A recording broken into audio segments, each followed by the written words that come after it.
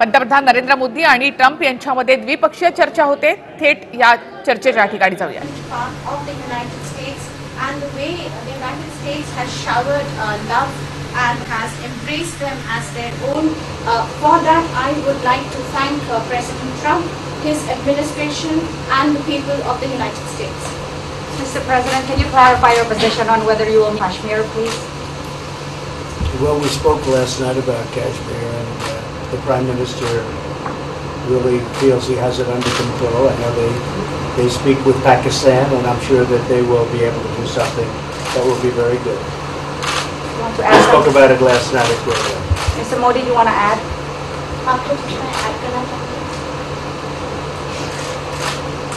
भारत और पाकिस्तान के बीच कई बायलैटरल इश्यूज हैं और पाकिस्तान के प्रधानमंत्री के चुनाव के बाद जब मैंने उनको टेलीफोन किया था तब मैंने उनसे कहा है कि पाकिस्तान को भी गरीबी के खिलाफ लड़ना है, भारत को भी गरीबी के खिलाफ लड़ना है, पाकिस्तान को भी अशिक्षा के खिलाफ लड़ना है, भारत को भी अशिक्षा के खिलाफ लड़ना है, पाकिस्तान को भी बीमारी के खिलाफ लड़ना है, भारत को भी बीमारी के खिलाफ लड़ना है. हम दोनों देश मिलकर के गरीबी के खिलाफ लड़ें, हमारी असुविधाओं के खिलाफ लड़ें और हम मिलकर के दोनों देश की आवाम की भलाई के लिए काम करें.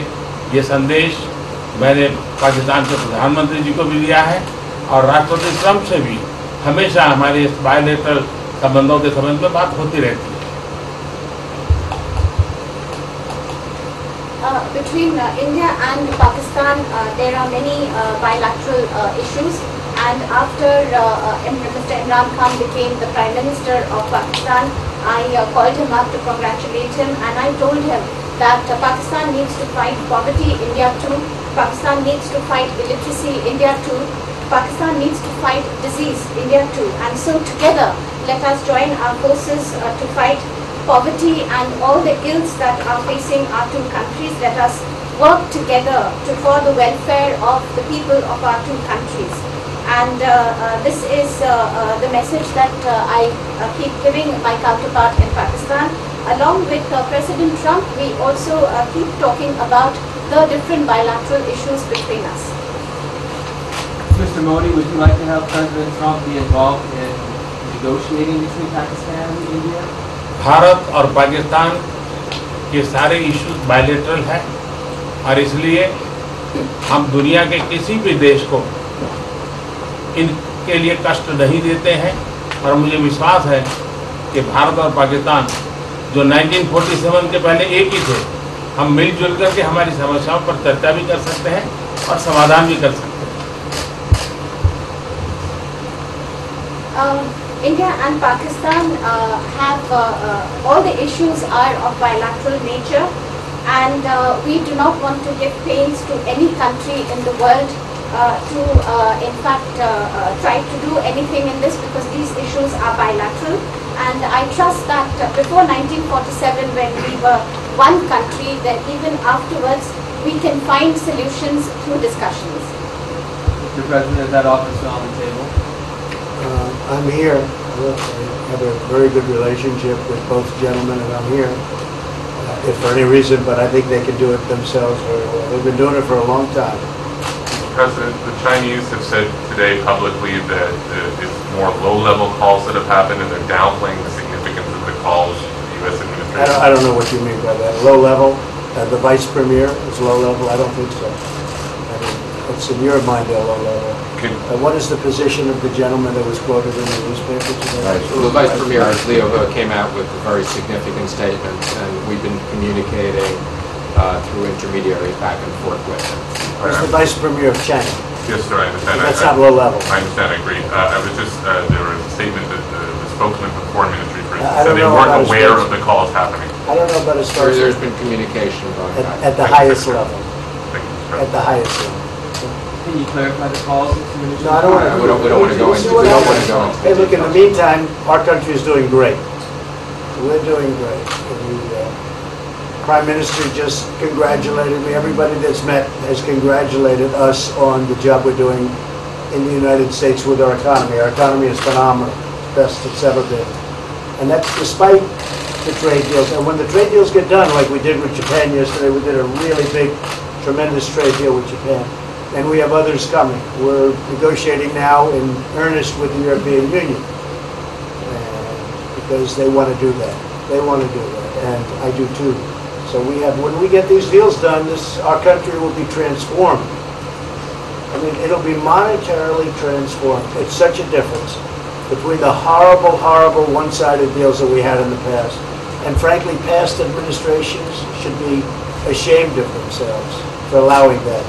But we have many of them. One of them is the USMCA, Mexico-Canada. And hopefully that'll get voted on very quickly. Everybody wants it to happen, so hopefully we can make that a bipartisan bill. But we have many trade deals that are doing very well, and including China. And I think it was necessary to go through this, you would say a rough patch, but I'd say maybe much more than a rough patch. But that's okay, because we've been paid billions and billions of dollars. And you know that prices haven't gone up, and there's been no inflation. And we've put a lot of money in the Treasury, and tens of billions of dollars. And I've given a lot of it to the farmers that were hurt. I've been able to give a lot of money, compliments of China, to the farmers that were hurt, because we gave them 16 billion and we gave them 12 billion the year before. That made them whole. That was the amount of money that China didn't invest in to our farmers, give to our farmers. So the farmers have been amazing, but they're very happy with the job we're doing. But eventually they're going to be the biggest, or one of the biggest beneficiaries. Okay? Mr. President, did you attend the climate session? Say it? Did you make it to the climate session? Were there any conclusions that you took? I'm going to. In fact, it's going to be our next session. So we haven't had it. Do you have a message that you'd like to deliver to? No, I want clean air and clean water. And we're right now having the cleanest air and cleanest water on the planet. But that's what I want. I want absolutely clean air and clean water. Mr. President, just briefly back on China, we saw the comments from you about wanting calm. Calm, exactly. Just wondering if you could clarify what you meant about the call. Was that with Lighthouse? I don't want to talk about calls. We've had calls. We've had calls at the highest levels. But I don't want to talk about that.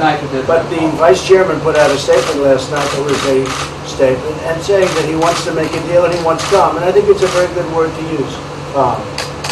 Not a word that I use that often, but it's a good word to use. And I think it's one of the reasons that's a great country. I mean, they understand. I think that message also helps with respect to Hong Kong. I really do. I think it makes it easier for Hong Kong to do something. And I think that President Xi will do something with Hong Kong. I really think that message is a good message with respect to what the ultimate outcome is in Hong Kong. Very, very positive message, and we appreciated it. We appreciated it. What else? Anything else? Mr. President, what are your latest thoughts on your threat on pulling out of the WTO? And if you do, can I also ask Mr. President Modi what your response to that in terms of how it will affect India's trade strategy? Well, we haven't been happy with the WTO, but now we're winning cases. We won the big Airbus cases, you know, and it's a tremendous case. I mean, it's billions of dollars. That was a very recent victory, and we're winning cases now. And we're being treated more fairly now in the WTO, which we appreciate.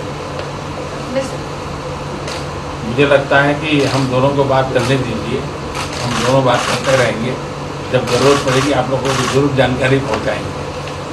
He actually speaks very good English, we just don't want to talk about it.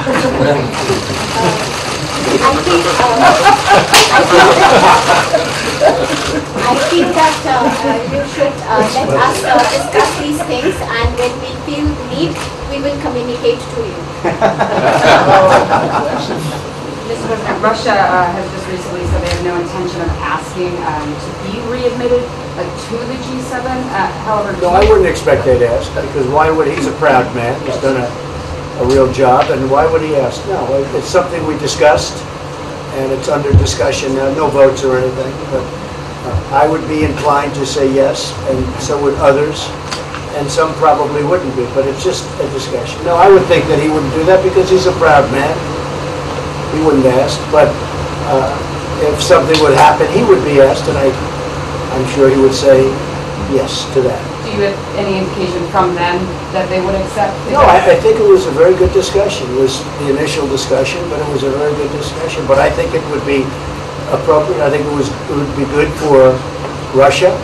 I think it would be good for everybody. I think it would be a positive. But it's just a discussion that we had. It was a very interesting discussion and very, pretty even. I think ultimately people like the idea. Mr. President, what would be your message to the American people in terms of what is your biggest achievement at this G7? Well, we've had a lot of achievements. We have an achievement with Prime Minister Modi because we're doing great trade. We're doing a lot of trade with India.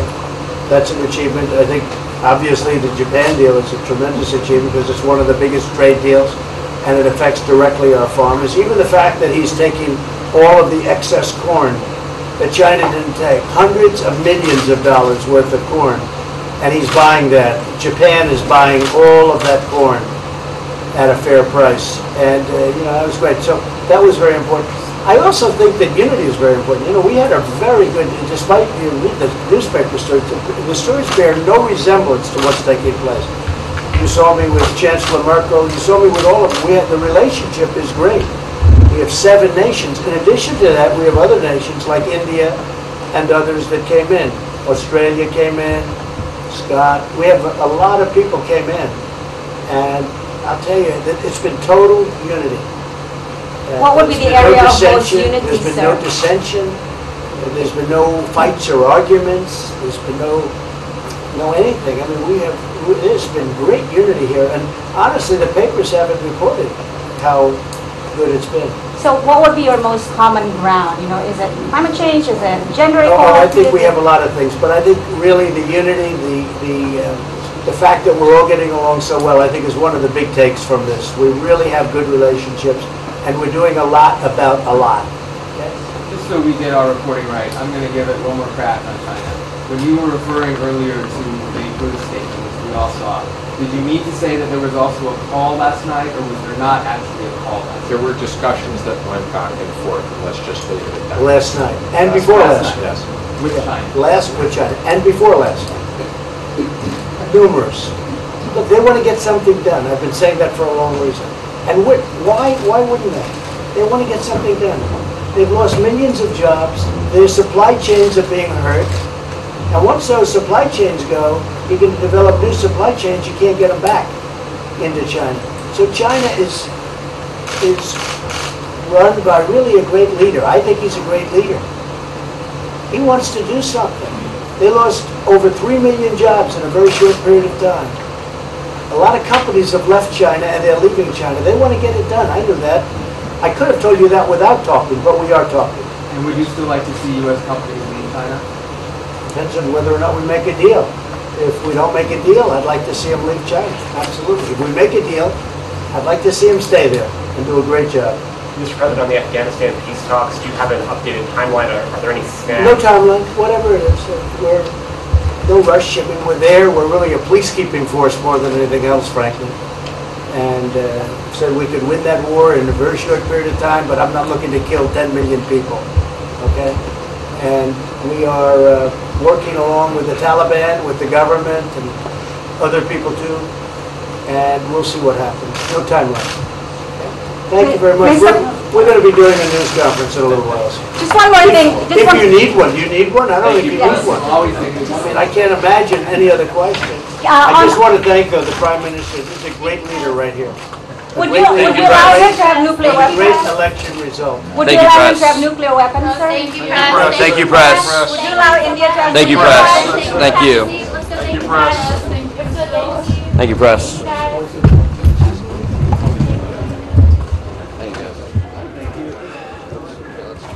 G7 परिषदेमध्ये पंतप्रधान नरेंद्र मोदी आणि Donald Trump यांच्यामध्ये ही द्विपक्षीय चर्चा झालेली आहे। यामध्ये अर्थातच मुद्दा पाकिस्तान आणि काश्मीर हा होता।